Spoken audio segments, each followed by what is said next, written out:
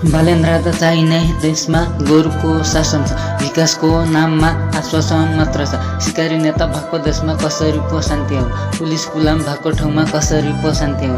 गोरु जस्तो जनता हामी हुँदैछौँ बदनामी, अत्याचार हुँदा पनि एकजुट नहुने कस्तो खालको हामी। चितालाई बाङ्गो हुने असललाई हराउने यस्तै चाल भयो भने हुन्छ खरानी। त राजा म रानी भनेर केही हुँदैन, भ्रष्टाचारी नेतालाई मार्दैमा नेपालमा रुँदैन। यस्तोसम्म नगरे देश विकास हुँदैन, अन्धकारमा डुबेको देशमा उज्यालोको आश छैन। रेमिटान्सले चलेको देशमा विकासको आश छैन।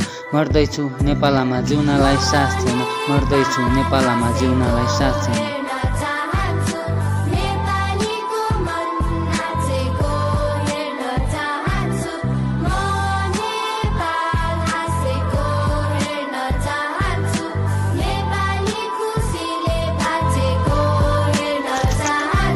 दिगो विकास हुनलाई एकजुट हुनु पर्यो, नेताको घर घरमा जनताको लुट हुनु पर्यो। अन्यायको लागि लड्नै परे मै लड्नेछु, त्यसको लागि मर्नै परे मै मर्नेछु। यस्तो बाचा गरौँ सयौँ थुङ्गा फुल्का हामी एउटै माला नेपाली।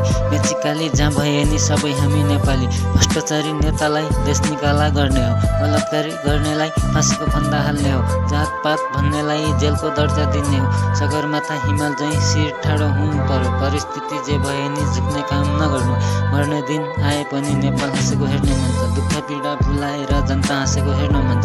यतिसम्म गरे भने नेपालमा रुने छैन, भोको नाङ्गो भएर गरिब दुःखी रुने छैन, भोको नाङ्गो भएर गरिब दुःखी रुने छैन।